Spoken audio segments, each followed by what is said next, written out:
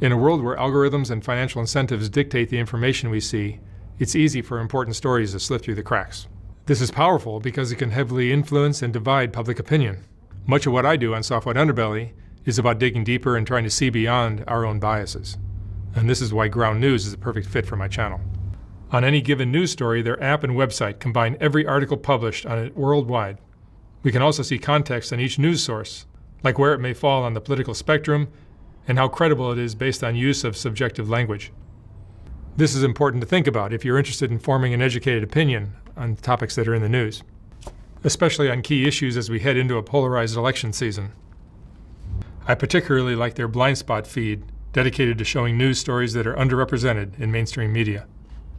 So I encourage you to check them out at ground.news/SWU. Subscribe through my link to save 40% off their Vantage plan. By subscribing or even gifting it to someone you know, you're helping hold the media accountable, and you're helping support this channel. Thank you for watching.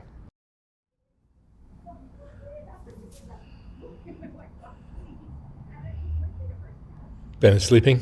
Yes. He just fell asleep. He likes playing with his sleep, so he'll be asleep 1 minute and wide awake the next. How's he doing? Pretty good. I've had some hiccups here and there with DCFS. And Who called? I'm guessing the cousin, Josh cousin. Are you and Josh getting along? It's iffy. I mean, he let me use his car because mine broke down finally, so. That's nice.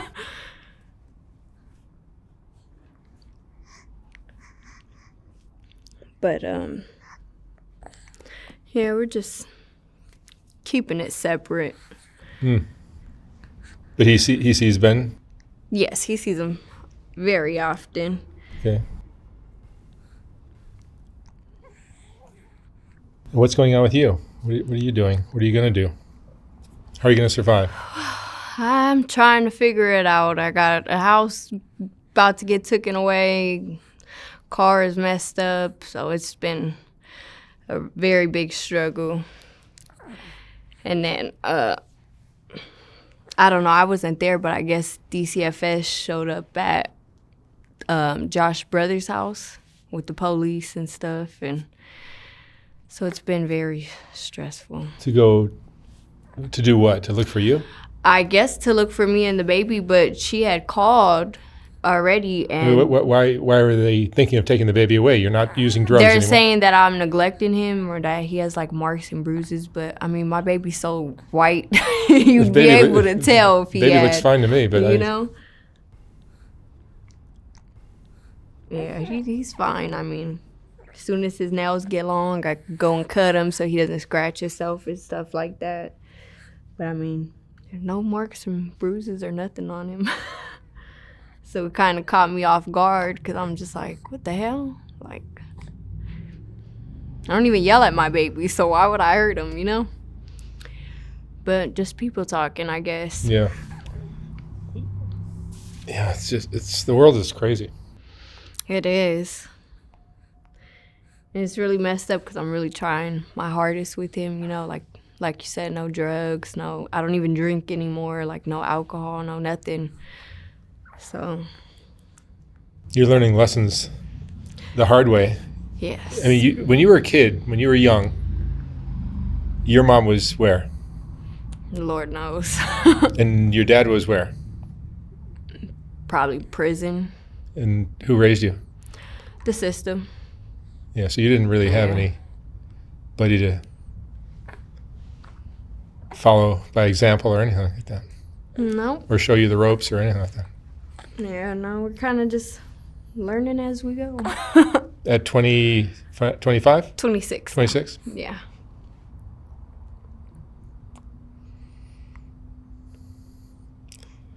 And you told me you had some other news too. Yes, so I did find out that I'm pregnant. Again? Again. This would be number 4? Yes. So I don't think I'm going to end up keeping this one. I think I'm just going to focus on the ones I got. I've said this before, 2 is more than twice as hard as 1. Yes. Not that I'm telling you what you should do. I'm just telling you what I see. Yeah, no, it seems harder. I mean, I'm not too far along like how I was with him when I found out, so it's definitely a right there option, you know. And Josh is the Yeah. father of this, if that happens? Yeah. So I've already let him know, like, probably won't end up having this one because we both kind of feel like just him is enough. And he's a handful already. I was thinking about it the other night. I'm like, well, you know, he came out cute, and I'm like thinking, and then he starts crying and stuff. I'm like, yeah, definitely not ready for two of that. You looking around? Where you at?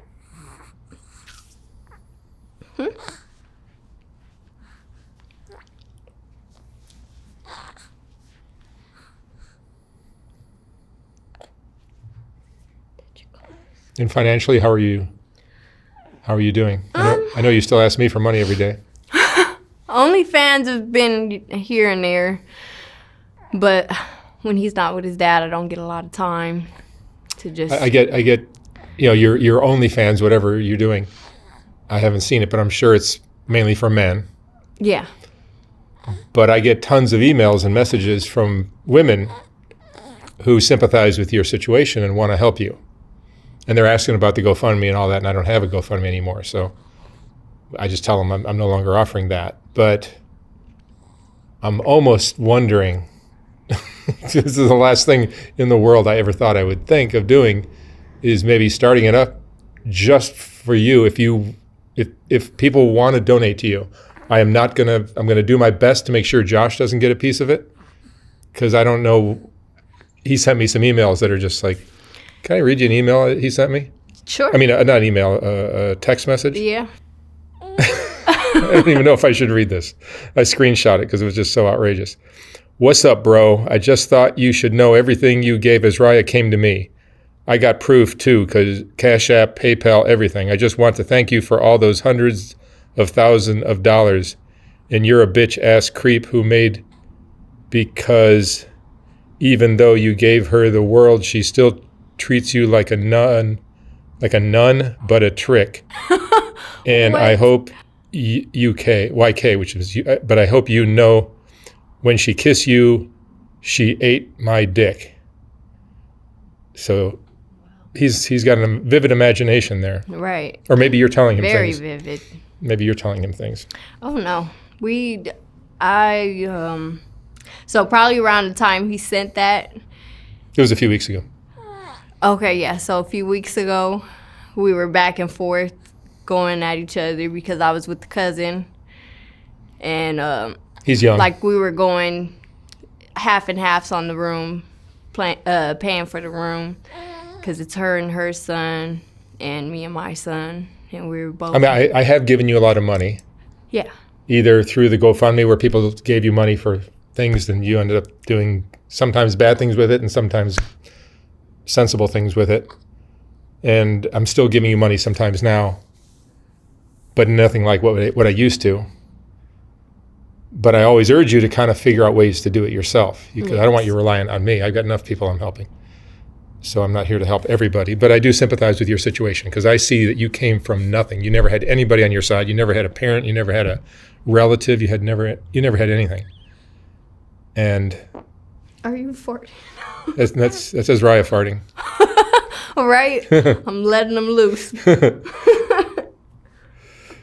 And even though most of your videos, the early ones, got demonetized, or I could have made so much money. We both would have gotten rich off that.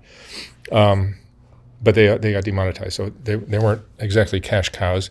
I still feel like you got this fame through my channel, and I somehow feel responsible for your situation. Yeah, because as of right now, like the New Mexico property is just, it's just not it for the baby. You know, it's not ideal for where I want my son to live at, like heat-wise, and just like, you know, when it rains, it floods out there to where you can't move your car. So I'm walking miles with the baby in my hand and trying to carry a diaper bag, and strollers are getting stuck out there and stuff. The floods happen there. Oh yeah. You've shown me photos. And it gets bad, and we're like at least 30, 35, maybe 40 minutes away from like actual city. And you're staying in California now? Yeah, for the past like going on month, I've been out here and just trying to.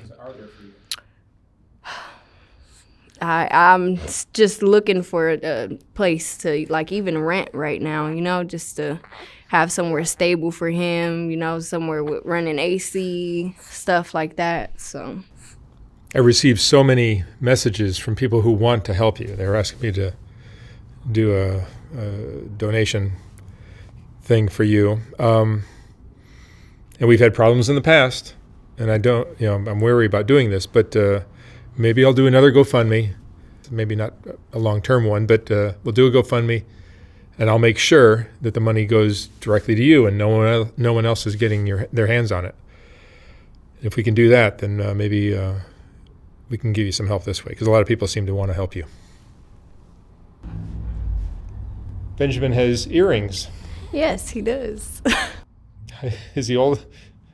He's not too young for earrings, is he?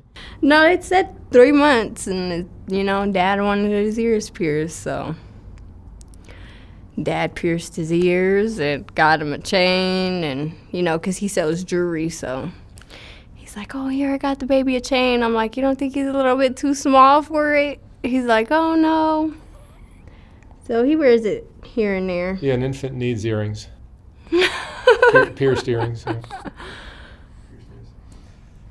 What are you going to do? The baby looks fine. Yeah. He was sick about a week or two ago. So I ended up getting sick. That's what happens with kids. And I went to take him, and they gave me food stamps for him and everything, but they didn't approve him for Medi-Cal for whatever reason. So when I went, because I was sick, I went to urgent care, and they saw me, but they wanted $95 just to see him, then additional money if he was sick, and then I'd still have to pay for his medicine over the counter. And it's just like, dude, I don't have it. So he ended up getting sick, and we had to take him to the emergency room. He had like a common flu or whatever. They gave him baby Tylenol. Yeah, this thing's going around now. Hey. Hi, Stink. What's the matter? What's the matter? You sleepy, huh?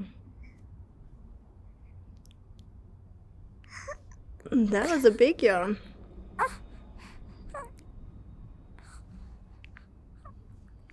He's very cute. Thank you. You're very sleepy, huh?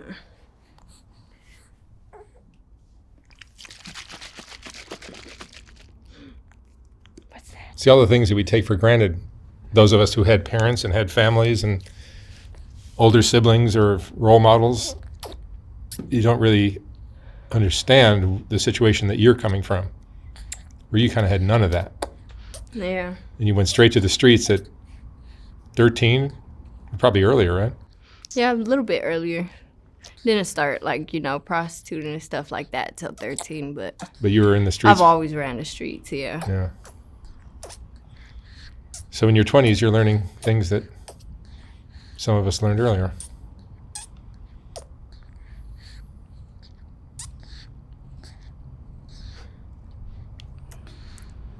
It's hard. Yeah, life is hard and expensive. It is. It is.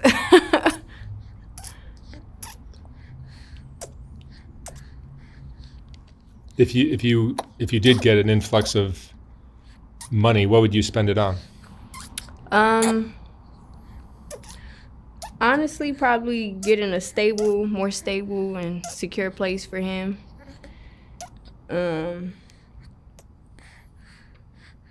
Like not a fancy car, just a reliable car. Mm-hmm.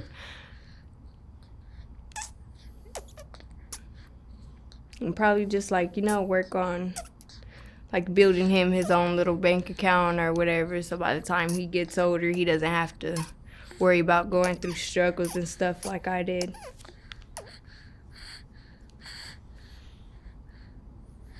I'd still love to interview your mom one day. Yeah, if I could ever get in touch with her. If you can find her.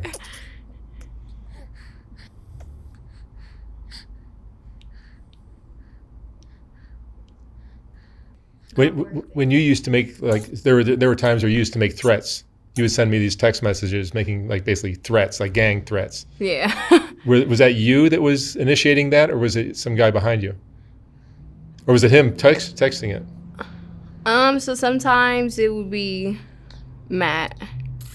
And then who's Matt? Matt is Fly? Fly, yeah. Okay. And then other times it'd just be me being high and stupid. Are you happier now? Yeah. I generally think I'm happier now than I've been in a while. You're struggling, but you're happy. Yeah. Maybe more clear-headed. Yes. That's a good thing. He's just eating away. He sleeps? He sleeps? Yeah. Now he has a thing going on where he has a crib / playpen / bassinet. I bought it from like a little deal buster shop for like $50. Won't even lay in it. Hasn't even used it. Does he sleep with you? Yes. He'll go in his swing, walk around. He won't go to sleep unless it's with me.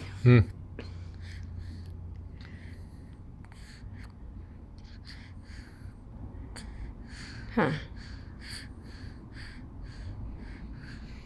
All right, darling. Well, thank you for coming by.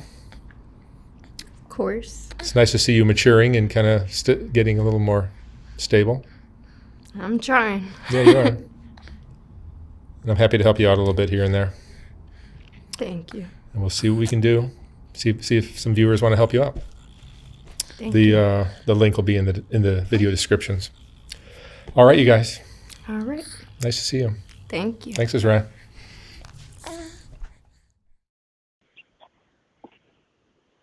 Hey, how you doing, bro? So look, Mark, this is Joshua right here, bro. And period point blank, my nigga, I told you, bro, you tried to bullshit me, bro, and play me. I'm not paying my fucking money for the video, bro. So they're homies right now, bro. We're already doing legals process right now, bro. Take my fucking video down, bro. And I copyrighted my shit from fucking YouTube, bro. You got 42 hours, bro, to fucking respond to my shit, bro, or I'm going to be moving forward with the next step legally, bro.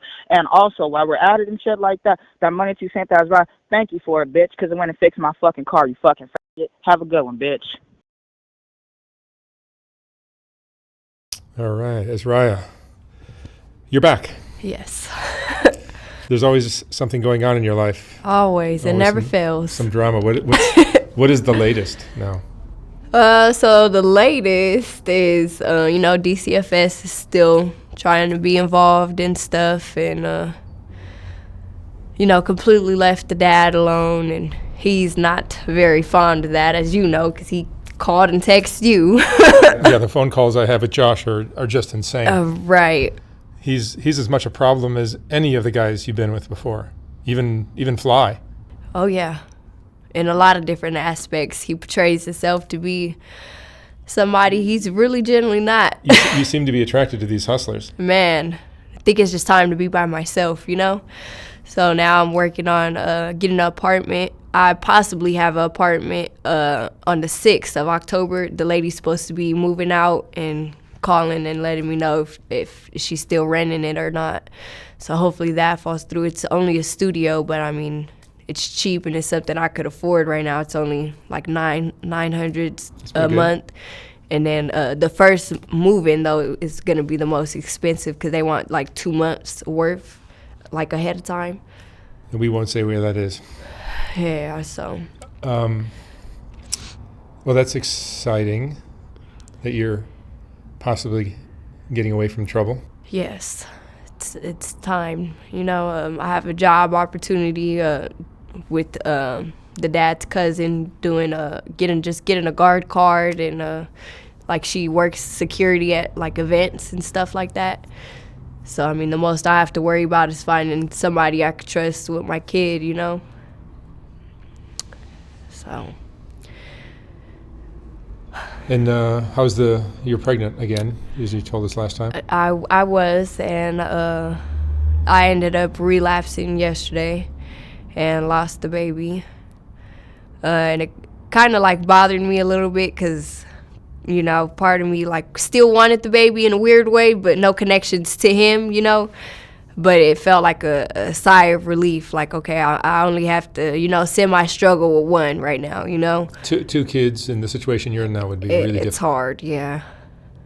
So this happened just yesterday? Just yesterday, yeah. I'm sorry.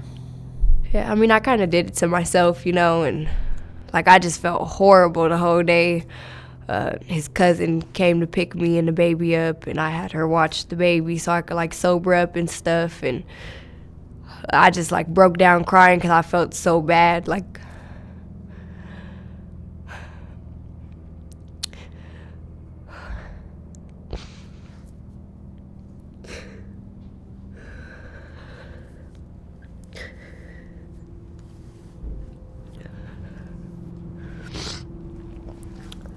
You're under Thank a lot of stress.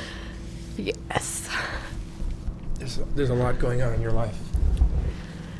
But it felt really bad, you know, like knowing I've done all those years clean. I mean, the most I would do is smoke weed and, you know, drink alcohol. And that still is not the best because I was basically went from one addiction to, you know, replacing it with other stuff. But it felt horrible, and I just started feeling like shit, like coming down, and it was just like, this is why I don't do that anymore, you know, because I don't like that feeling, and then feeling like I'm not capable at the moment to take care of my kid because I don't want him, you know, around it or anything like that. And like, I still had a lot of shit left, and I just left it there in the room, like, you know, fuck it. Because it has to start back somewhere, you know. If I don't want to make it a habit, I can't have it around me, you know. So, and then. And you've been staying away from it for a while. For a long time, yeah. So it definitely, you know, poked a few spots. And then his mom, Josh's mom, had got me the room that I was in last night. Because I didn't want nothing in my name or anything with all the stuff going on with the baby and having him threaten me with DCFS and stuff. And it's just like, I feel like I try my best when it comes to my son. Yeah, it seems to me as an outsider, what I see is you're doing a great job. And I feel like me personally, I feel like he won't, and he's had opportunities to do what he should do for his kid. And there's been times where I've even reached out to you and you're like, well, this is getting crazy. Like, you know what? How am I helping you more with your child than the father? And it's just like, at that point, what are you around for? It's like, I want you to be around your kid more than you want to be around your kid. You and I talked about doing this talk today, but a couple of days ago, and you arranged to have Josh watch Ben. And pulled up on crazy shit. I mean, he's a character himself. That's the best way to put it. He'll show up and act like he wants to see the kid, and it'll just be bullshit between me and him. And the whole time he'll be there, it's fighting, getting me kicked out of places. I mean, to where you're putting me in a worse situation than what I was in before. You told me he wanted money to watch his son? Yeah. It's like, nobody pays me to take care of him. I mean, he has his cousin buying diapers and wipes and stuff, and we're both homeless with both of our kids. We don't have nowhere, so we're trying to piece it together, you know? And it's hard, especially having him keep trying to come around. I told his mom I don't want him knowing where I'm at. And sure enough, she took him to the room that I was at yesterday. So he called me this morning, oh, you had drugs in the room and this, and that. And it's just like, well, how the hell did you know? And the only person that knew was his mom and her boyfriend. And mind you, the whole time they're trying to take the baby, watch the baby for me. And something's always told me, like, don't leave my son with them, you feel me? I don't leave my kid with anybody. I've never left my kid with anybody because I don't trust a lot of people. Growing up how I grew up, it's hard to trust somebody with your kid. It doesn't matter if it's a boy or girl. Stuff happens to little boys too, and you don't hear about it often, but it happens, you know? And I just know that if my son was over there with them, he would have an opportunity to go and see him and take him, and I don't want that. That's not what's best for my son.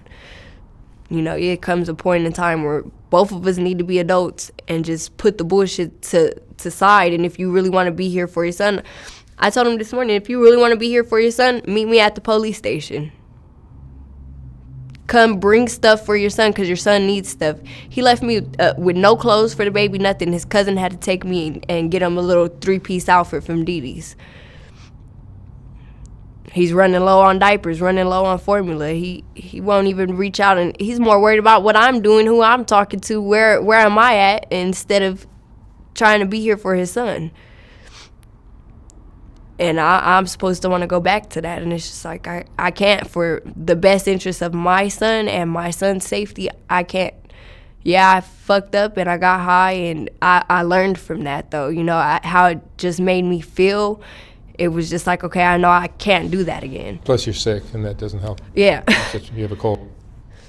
So it was just like, you know, like, okay, you did it, you fucked up, learn from your mistake, and keep it pushing, you know? Because it means more to me now actually having my kid versus the kids that I don't have, and being able to get high and not having to worry about, okay, I know in a couple hours they're going to wake up crying, hungry, need a diaper change, you know, and high or not, I still had to do it. But I didn't like the feeling of being high around my kid. Like, it was like almost if, like, I felt like if he knew that you know, mom wasn't the same, you know? And it bothered me a lot. So you got rid of the drugs? I got rid of them. Yeah, I got rid of them. You, that was not for me. You feel confident that you can stay away from that? Yes, definitely. I think that's going to be an important part of keeping Ben and yes. getting your life straight from here. Yes. And it's definitely not worth it. How I was feeling afterwards, and I just sat out in the cousin's car all day, like crying, like, fuck, I feel like shit. And it was a lot. Then by the time I got into the room, I had ended up having a miscarriage, and I'm calling the dad, the mom, dad's mom, and everybody I can, like, you know, can somebody watch him? Josh wouldn't even answer the phone to watch his son while I went to the hospital, so I still haven't been to the hospital, doctors, nothing. You have like no support. No support. I'm your only support. And I can't. And the cousin is trying, but it's just like, you know, she, the thing with the job is she only works events, you know, like when they have events, concerts and stuff like that. So it's not, you know, like a 7-day-a-week type thing, and she still has a car note to pay for. She's homeless with her, you know, I think he's 7 now, 7-year-old little boy, and then trying to help me with my son, and it's hard. Do you have any real friends in your life? Besides his cousin, no. You've had a rough life. Yeah. And it's, you know, every time I start wanting to say something about all the decisions you've made, which are probably not the best, whether it's the guys you're picking or other decisions, I'm constantly reminding myself, like, look at the childhood you had. Like, you never had mom, you never had a dad, you never had role models, you were in the streets at a super young age. That's why I feel like it's, you know, my kind of like, you know, like God is giving me another chance with my son now, and it's just like, are you gonna take it or are you gonna fuck it up again? And it's just like, you know, I know what it's like growing up in that childhood. Josh doesn't. Josh had mom, you know, he didn't have his dad there, but he had a father figure, you feel me?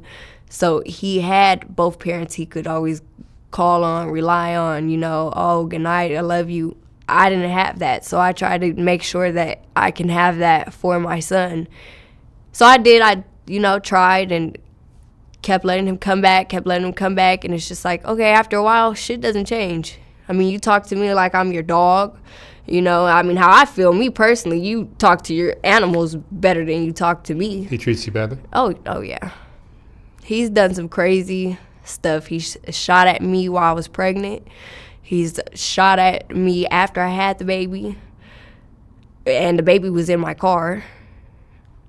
He's put his hands on me and, you know, other stuff that is not nothing to brag about. Especially me being older, I should have known my own worth at the time. Like, okay, this is getting too much. You don't deserve that. Leave.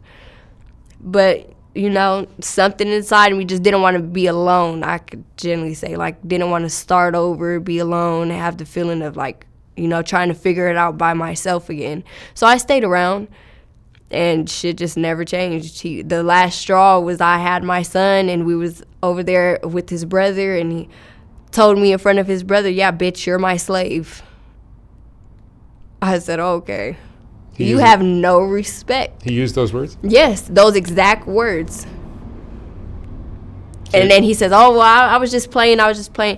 That's not anything to play about. And you play around like that a lot. You disrespect me a lot. Every word that comes out of his mouth is bitch or a hoe or, you know, drug head and, you know, all this other shit. And it's just like, I'm continuing to stay with somebody that shows me time after time after time. They don't give a fuck about me. And they damn sure don't care about that little boy that I have. Like, it's one thing to disrespect me and for me to put up with it. But when you start treating your son different and your priority is me over your son, I have to distance myself because I don't have time. And it just doesn't make sense to risk me losing my son over somebody that treats me like shit every day. Especially if he's calling DCFS on you. So, you know, it's just time to wash my hands and fully start over. And, you know, I told him to meet me in front of the police department. He didn't care. So at that point, you know, it speaks a lot. I could, you know, go through being by myself, you know, intimacy-wise. You know, there's other shit I could do. I don't have to be in a relationship. I don't have to physically be with somebody to have sex. I don't have to do that, you know, but it would hurt me more to continue to stay with somebody that is risking my child, because that would hurt me more, losing my child and really having nobody. And also your self-esteem. Yeah. You know, and he's helped a lot in that, like a lot. His cousin looked at me this morning like, do you even think you're pretty? Because you're fucking pretty. Like, I've been mad at you plenty of times, and I've called you a bitch, you know, a stupid ass, you know, along with some other things, but I've never called you ugly, because you're not ugly. And I was like, really? Because you know, he's made me feel like if we walk into a restaurant, oh, that bitch got a fat ass, this is that. And it's just like, dude, you're with your family. Like, you have no respect. And it's just like, okay, so I'm clearly not what you want, but you try to stay around me. Why? Why? Because you're not here for your kid. So he negatively impacts your self-worth, too. Yes. You don't need people like that in your life. No. And it's hard, you know, being with somebody that long and then just letting it all go down the drain. But sometimes that's what you got to do, especially, you know, me trying to mature and give my kid the best life that I can, you know, or at least stuff that I wanted in my life, you know, a mother figure, you feel me? Somebody tell me I love you, good night, you know, tuck me in in bed, hold me, you know. I didn't have that, so I need to be there for my son to be able to give him that. Because I've tried with Josh and he won't do it. So it's on me now. And it makes it 10 times harder, because sometimes it's like, you know, like, I'm tired, I'm wore out, I can't do it by myself. But I need to figure it out for his sake. Wow. You're going through a lot, darling. A lot. Well, let's just see. You and I will talk about your apartment and figure out your situation, just to keep you safe. I'm not sure. Yeah, hopefully. The crowd you're hanging out with are really going to help you in the long run. Yeah. I've told him log out of the YouTube, log out of the OnlyFans, and he won't do it. So I'm just like, you know what? So he has control over your OnlyFans or whatever? Yep.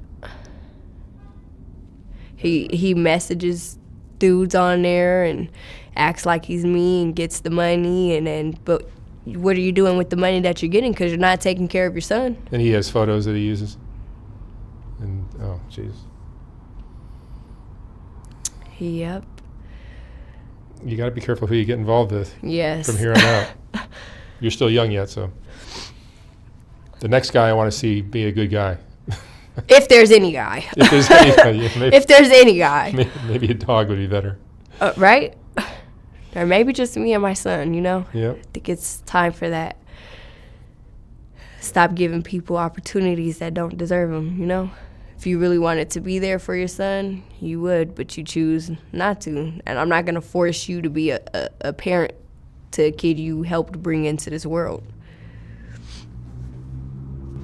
All right, darling. All right. Well, let me see if I can help you a little bit, get you through the week or so. All right. And we'll go from there. Thank you. Thanks for coming in.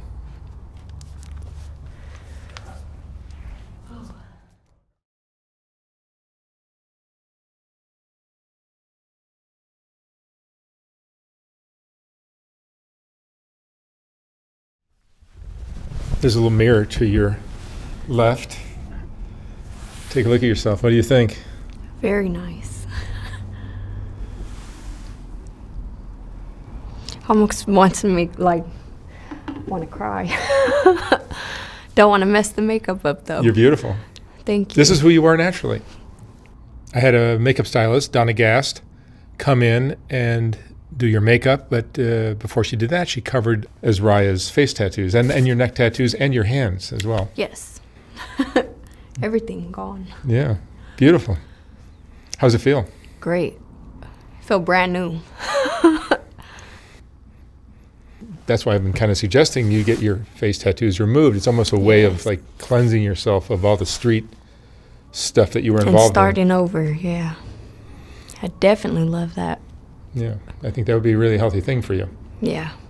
So I'll help you with that if you want to. If you want to do you have to do the hard work of getting the. I know it's painful. Yeah. I'm willing to do it. Have you ever had a tattoo removed? Yes, when I was younger. Not easy. Yeah, definitely not. Which ones would you get removed first? Everything on the face. Everything, face, neck, gotta go. I'd just rather get it all in one whop. Yeah, you're naturally beautiful. Thank you. You don't need to paint your face like that. What was the motivation to do them? Because I think I had motivation to do them. You just didn't know better? Yeah. Just sure, why not? I mentioned this in one of the last one or two talks ago that your father has a lot of face tattoos. Oh, yeah. He's literally covered from head to toe. So maybe it was some of that, too. Yeah. Even though he wasn't a big part of your life, when you did see him. Seen him, yeah, a few times. And a few times that I did, I'm like, oh, well, he's light-skinned like me. You know, might look pretty good on me. How does it make you feel? Like, do you have more confidence with this? Looking like this, Looking yes. like this? Oh, yeah. Yeah, just imagine what this must do for your confidence. I feel like my son's not going to recognize who I am when I go back. That's right. Like, who is that? Where's my mom? Because you have some big, heavy tattoos. Oh, yeah. Dark, too, especially on the face. Just dark. Just went dark on the face. Yeah. So your nationality, we were talking about this while you were getting your makeup done. Mm-hmm. You're part Native American? Mm-hmm. Cherokee? Cherokee. Mm-hmm. On which side? Mom's side? Mom's. And then your dad is African American? Mm-hmm. And Cuban. And mom's Puerto Rican, Indian, Italian. So you're a mix of everything. Yeah. But how do you see yourself? Do you see yourself as sometimes the way I tell people I'm mixed. You talk like you're black sometimes. Oh, yeah. The way you I speak. need to get my white girl in me. Are the streets something that you can remove from who you are? It's been such a big part of your life. I think I will always have the little bit of the attitude and sassiness that I picked up, along the way, but I feel like it's definitely something that it's been past due to get rid of. Mm-hmm. I feel like, at least for my son, he deserves that. I've interviewed so many people from the streets, whether it's the drug scene or the sex worker scene or the gang scene. I don't think I've met a single one. I've interviewed thousands now. I don't think I've met a single one who's doing okay financially. No one's killing it. No one's making money. They're all just like wasting their time spinning wheels, doing bullshit. Twiddling their thumbs, yeah. But nobody figures this out. Nobody figures out the concept of long-term gratification, going to school, getting an education, working your way up the ladder at work or whatever it is. It's like people just want a quick hustle. I know me and Noelle were talking about like maybe doing the tattoo removal, doing like modeling with me and Ben. You're certainly beautiful enough. And Ben is a gorgeous baby. And you're tall too. And Ben's a beautiful baby. He is. Just don't get any face tattoos on him. Yeah, no. No tattoos at all. So I need to, be the example that I want for him. So I feel like that'll help a lot because, it's kind of like a practice what you preach. How are you going to tell your kid, oh, don't get no tattoos, don't get them on the face especially. And then it's like, oh, Mom, look at your face. What would you say to someone who's considering getting face tattoos? Oh, don't do it. Don't do it. It'll be nice, for the moment, but you'll regret it. What is going through your head? Are you thinking that it's controversial or it's crazy or what? Like, why it just stops you from a lot of opportunities. No, but what's going through your head when you're doing it? Oh, I don't think I think when I'm doing it. You're also doing drugs back then. Yeah. Mm-hmm. So maybe your decision-making skills were not. Yeah, drugs, and if it wasn't drugs, it was alcohol, and it was always something, Mm. What's your biggest regret in your life? I don't think I've asked you this question before. We've done 10 interviews. I don't think I've asked you this. I'd say in my life would just be not learning to slow down and pay attention to myself, like really getting to know myself, know who I am, what I want for my life, for me. Like I never got to like sit down and really think about that, like it was always just go, go, go, go, And when you're always on the go, you don't have time to really put yourself as a priority, So probably just not putting myself as a priority, which led me into tons of bullshit. Yeah, you got involved in a lot of bullshit. A lot. And you never, and this is one thing that people sometimes forget with your story, you never had any role models that were worthwhile. No. Like you said, your mom was on drugs, your dad was in prison. The people around you were all just people from the streets. Yeah. And that was that. Yeah. What do you expect? What do you think is going to happen? So it's almost like you're raising yourself now. Yeah. Trying to grow up and then raise my baby too. In your mid-20s. You're raising your baby. Yeah. And you're raising yourself. But I hope I'm always eternally hopeful that you're going to make a change for the better, even though there have been times where you have frustrated me terribly. Oh, yes. But I keep hanging on, hoping that you're going to figure it out. Same thing I do with Rebecca and some other people too. Even though they're sometimes very, very frustrating, I think as parents or as partners or as friends or whatever, it's important to have patience with everyone. Even when there's like no sign of hope, but it's important to have patience because if no one had, like if you had nobody to help you out, you're back in the streets, right? Yeah. 9 times out of 10, didn't have me trying to lift him up. One day I could see Rebecca finally saying, I'm tired of this bullshit. What do? I give up. I surrender. What do? And then I'll take him to a rehab and we'll go from there. but I can't force them. So. Yeah. But you seem to be coming around. Oh, yeah. Got to. Which is encouraging. What are you going to do with yourself now that you're all dressed up and looking so beautiful? So I don't know. glamorous? I know my grandma wanted to go out for breakfast earlier. I was like, no, you're gonna be the reason why I'm late today, okay? No. Maybe after. Does she know that you're having your tattoos temporarily? She doesn't. Oh, you got to show up like this. So I'm just showing up like this, yeah. She was like, oh, I might have to stay a little bit longer to take it off. I'm like, no, it's okay. You could just leave it.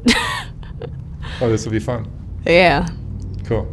Well, I hope you enjoy it. Thank you. For as long as you keep it on. Oh, yeah. You look amazingly beautiful. Thank you. I'll say it the last time. All right, Asriah. Thank you. All right. Thank you.